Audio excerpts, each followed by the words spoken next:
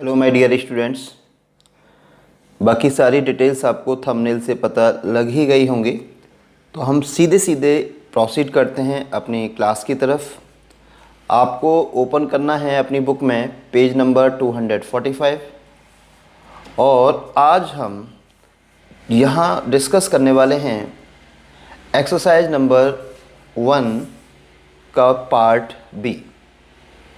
इसका ए पार्ट हम कर चुके हैं, आज हम पार्ट बी करेंगे। इसका सॉल्यूशन हम आपको देंगे और एक्सरसाइज क्या है ये, translate the following into English. आपको यहाँ पर 8 सेंटेंसेस दे रखे हैं जो कि अफर्मेटिव हैं। अफर्मेटिव सेंटेंस कौन से होते हैं? जिनमें कोई भी नेगेटिव वर्ड नहीं होता, नहीं, कभी नहीं, ऐसे शब्दों का प्रयोग नहीं होता, वो अफर्मेटिव होते हैं। और जिनमें कोई भी क्वेश्चन वर्ड भी नहीं होता, क्या, क्यों, कब, कहाँ, ऐसा कोई भी क्वेश्चन वर्ड जिस सेंटेंस में नहीं होता और नेगेटिव वर्ड नहीं होता, वो सेंटेंस अफर्मेटिव होते हैं। तो यहाँ पर आपको 8 अफर्मेटिव सेंटेंस दिए गए हैं प्रेजेंट इंडेफिनिट के, और आपसे कहा जा रहा है कि इनको ट्रांसलेट करिए इंग्लिश में। तो हम यहाँ इस एक्सरसाइज का सॉल्यूशन देंगे और आपके साथ डिस्कस करेंगे कुछ ऐसे इम्पोर्टेंट पॉइंट्स जिनसे आपको काफ़ी हेल्प मिलेगी।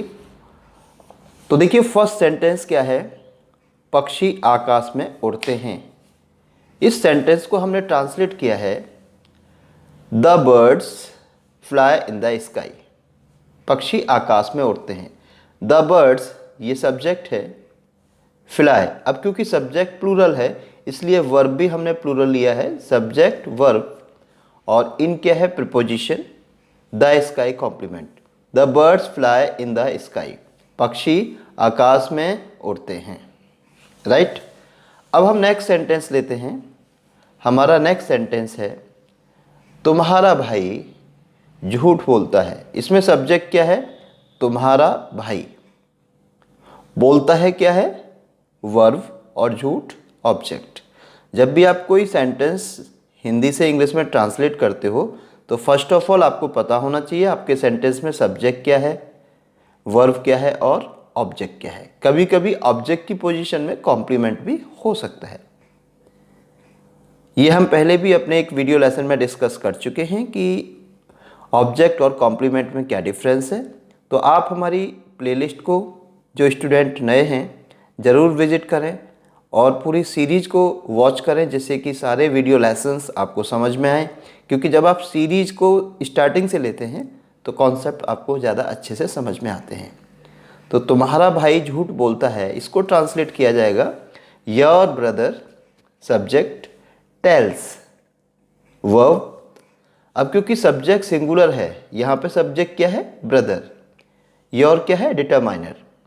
ओवरऑल योर ब्रदर यहाँ पे क्या माना जाएगा? सब्जेक्ट। लेकिन हेडवर्ड इसमें ब्रदर है जो कि सिंगुलर है, इसलिए क्योंकि हमारा सब्जेक्ट सिंगुलर है हमने वर्ब भी सिंगुलर लिया है। Your brother tells a lie. Okay, a lie क्या है यहाँ पे? ऑब्जेक्ट। अब नेक्स्ट सेंटेंस लेते हैं। अब जो हमारा नेक्स्ट सेंटेंस है वो ये है, कायर युद्ध स्थल से भाग जाते हैं। Cowards flee from the battlefield. युद्ध स्थल, बैटलफील्ड। ओके, फ्ली भाग जाना। कावर्ड्स कायर, subject, verb, preposition, the battlefield क्या है? Complement. Cowards flee from the battlefield. Clear. अब नेक्स्ट सेंटेंस राम का भाई सदैव मेरी सहायता करता है। राम का भाई, ये पूरा कॉम्बिनेशन क्या है? सब्जेक्ट। कभी कभी सब्जेक्ट आपका वन वर्ड हो सकता है और कभी कभी एक से ज़्यादा वर्ड हो सकते हैं सब्जेक्ट में। ऐसे सब्जेक्ट को क्या बोलते हैं? Compound subject. राम का भाई ये सब्जेक्ट है यहाँ पर, सदैव मेरी सहायता करता है। राम्स ब्रदर ये सब्जेक्ट है, राम्स ब्रदर। हम इसको ऐसे भी ले सकते थे, the brother of Ram. Okay, तो सब्जेक्ट राम्स ब्रदर को हम द ब्रदर ऑफ राम भी ले सकते थे। Ram's brother always helps me. Clear. ये सेंटेंसेस हमने पहले से ही ट्रांसलेट करके रखे हुए हैं। उसके पीछे रीज़न ये है कि हम चाहते हैं कि वीडियो की लेंथ मिनिमम रहे और टू द पॉइंट हमारा ये लेसन रहे, क्योंकि आपके सामने भी मुझे ही ये ट्रांसलेट करना है, बाद में भी मुझे ही ट्रांसलेट करना होता है, लेकिन आपका जीबी और आपका टाइम बहुत प्रीसियस है। इसलिए वीडियो को शॉर्ट रखने के लिए हम सेंटेंसेस को पहले से ही कंस्ट्रक्ट करके रखते हैं, क्योंकि हम चाहते हैं ज़्यादा से ज़्यादा टाइम हमें आपको एक्सप्लेन करने के लिए मिले, आपकी क्वेरीज, आपके डाउट्स पर बात करने के लिए मिले, क्योंकि किसी भी टीचर के लिए मोस्ट इम्पॉर्टेंट होता है जो सेंटेंस के माइक्रो पॉइंट्स हैं उनके बारे में डिस्कशन करना, क्योंकि वही चीज़ें होती हैं जो हमारी नॉलेज को बूस्ट करती हैं, हमारे डाउट्स को क्लियर करती हैं, राइट। इसलिए हम सेंटेंसेस को पहले से ही डेवलप करके रखते हैं, ट्रांसलेट करके रखते हैं। राम्स ब्रदर, राम का भाई, ऑलवेज हेल्प्स मी। अब नेक्स्ट सेंटेंस देखिएगा, विराट के सफल होने पर भारतीय टीम जीत जाती है। विराट के सफल होने पर भारतीय टीम जीत जाती है। अब सेंटेंस देखिए, इंडियन टीम ये सब्जेक्ट है, विंस वर्ब, सिंगुलर सब्जेक्ट है इंडियन टीम, इसलिए वर्ब भी सिंगुलर लिया। Indian team wins when Virat is successful. Okay, अब नेक्स्ट सेंटेंस देखते हैं, धूम्रपान स्वास्थ्य के लिए हानिकारक है। ये एक वार्निंग है, स्टेशनरी वार्निंग, जो आप किसी भी सिगरेट के पैकेट पर या किसी भी टोबैको प्रोडक्ट का जो पैकेट होता है उस पर आप ये वार्निंग देखते हैं, क्योंकि ये वार्निंग देना मैंडेटरी है कंपनीज के लिए।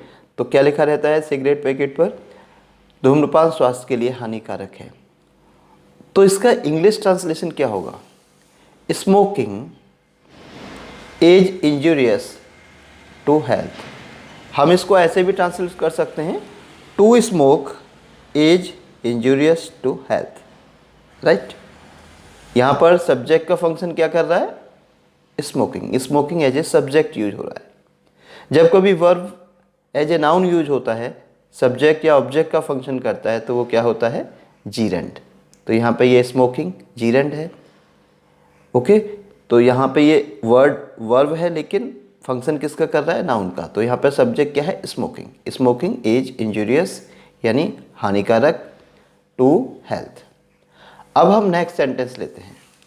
हमारा नेक्स्ट सेंटेंस है, जनवरी में दिल्ली में बहुत सर्दी पड़ती है। It is very cold in Delhi in January. जनवरी नहीं, जब हम इंग्लिश सेंटेंस को रीड कर रहे हैं तो हमें इंग्लिश एक्सेंट को ही यूज करना होगा। जनवरी हिंदी एक्सेंट है, इंग्लिश एक्सेंट क्या है, January. It is very cold in Delhi, Delhi नहीं दिल्ली, इन जनवरी। लेकिन जब आप हिंदी सेंटेंस देंगे, इसका ट्रांसलेशन देंगे, तो आपको यहाँ पे दिल्ली नहीं दिल्ली प्रोनाउंशिएट करना है, और यहाँ जनवरी नहीं जनवरी प्रोनाउंशिएट करना है। ओके, जैसे कि दे रखा है जनवरी, जनवरी नहीं जनवरी, और दिल्ली नहीं दिल्ली। तो हिंदी और इंग्लिश में एक्सेंट का भी बहुत डिफरेंस है, उसको हमें ध्यान रखना है। इंग्लिश में बोलेंगे आप जनवरी, दिल्ली को दिल्ली। ओके, और हिंदी एक्सेंट क्या है, जनवरी और दिल्ली। जनवरी में दिल्ली में बहुत सर्दी पड़ती है, जनवरी में दिल्ली में बहुत सर्दी पड़ती है। It is very cold in Delhi in January. तो कभी कभी हमारे सेंटेंस में ऐसे सब्जेक्ट भी होते हैं जिनको हम डमी सब्जेक्ट कहते हैं, जैसे यहाँ पर इट है। तो टाइम वाले सेंटेंसेज में या वेदर वाले सेंटेंसेज में, टेम्परेचर की जहाँ बात कर रहे होते हैं, इस तरह के सेंटेंसेज में जब कोई रियल सब्जेक्ट नहीं होता हमारे पास, तो हम कैसे सब्जेक्ट का यूज़ करते हैं, डमी सब्जेक्ट। तो इट एक डमी सब्जेक्ट है, और ये हमेशा ही क्या होता है, सिंगुलर। ध्यान रखें, it is always singular. It के बाद हमेशा आपको सिंगुलर वर्ब का सपोर्ट मिलेगा। ओके, तो टाइम यानी समय, वेदर मौसम, टेम्परेचर तापमान, इस तरह की चीज़ों के बारे में जब हम बात कह रहे होते हैं सेंटेंस में, तो हमें डमी सब्जेक्ट इट का यूज करना होता है। ओके, अब नेक्स्ट सेंटेंस देखिएगा। नेक्स्ट सेंटेंस है, आज संयुक्त राष्ट्र संघ का मुख्य लक्ष्य शांतिपूर्ण विश्व है। संयुक्त राष्ट्र संघ क्या है, एक संस्था है। इसका इंग्लिश वर्जन क्या है, यूनाइटेड नेशंस ऑर्गेनाइजेशन। इस संस्था का हेडक्वार्टर कहाँ है, न्यूयॉर्क, अमेरिका में। ओके, तो सेंटेंस है, आज संयुक्त राष्ट्र संघ का मुख्य लक्ष्य शांतिपूर्ण विश्व है। इसका ट्रांसलेशन होगा, the main aim of United Nations Organization. अब देखिए द से लेकर ऑर्गेनाइजेशन तक ये पूरा सब्जेक्ट है। जैसा हमने पहले भी बताया, कभी कभी सब्जेक्ट आपका वन वर्ड होता है, लेकिन कई बार ऐसा भी हो सकता है कि आपके सब्जेक्ट में एक से ज़्यादा वर्ड्स हों। अब जैसे देखिए 1 2 3 4 5 6 7 वर्ड्स हैं आपके सब्जेक्ट में, तो ऐसे सब्जेक्ट्स को क्या बोलते हैं? Compound subject. तो ये सब्जेक्ट है the main aim of United Nations Organization, और ये सब्जेक्ट सिंगुलर है इसलिए हमने इज लिया। Is a peaceful world today, ये कॉम्प्लीमेंट पार्ट है। The main aim of United Nations Organization is a peaceful यानी शांतिपूर्ण वर्ल्ड टुडे।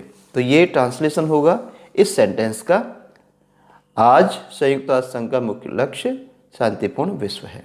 ओके, तो आज हमने आपके सामने सॉल्यूशन दिया एक्सरसाइज 1 का जो बी सेक्शन है, पेज नंबर 245। इस एक्सरसाइज में आपके अगर कहीं कुछ डाउट्स हों अभी भी, तो आप कमेंट बॉक्स में शेयर करें, और आप एडवांस में ही नेक्स्ट एक्सरसाइज को करके रखा करें। लेकिन चैप्टर की जो डिटेल्स हैं, जो रूल्स दे रखे हैं, उनको रीड करने के बाद आप एक्सरसाइज को एडवांस में करके रखा करें, और जब हम यहाँ पर उसका सॉल्यूशन देते हैं तो आप मैच किया करें। इससे आपको एक आइडिया होगा कि अपनी सेल्फ स्टडी के बेस पर आप किस हद तक अपनी एक्सरसाइज को कर पा रहे हैं, और जब हम यहाँ सॉल्यूशन देते हैं तो आप मैच करें, और जो रॉन्ग स्टेटमेंट्स होते हैं उनमें करेक्शन करें। और अगर कहीं कोई डाउट होता है तो सर से पूछें। ओके, तो माय डियर स्टूडेंट्स, हम फिर मिलेंगे अपनी नेक्स्ट क्लास में, और नेक्स्ट क्लास में हम डिस्कस करेंगे पेज नंबर 245 पर। अभी हमने बी सेक्शन किया है, आने वाली क्लास में हम इस बी सेक्शन का ये वाला सेगमेंट जिसमें नेगेटिव सेंटेंसेज को हम कैसे ट्रांसलेट करते हैं, इनको हम ट्रांसलेट करेंगे, और इसका नेक्स्ट पार्ट इंटेरोगेटिव सेंटेंसेज।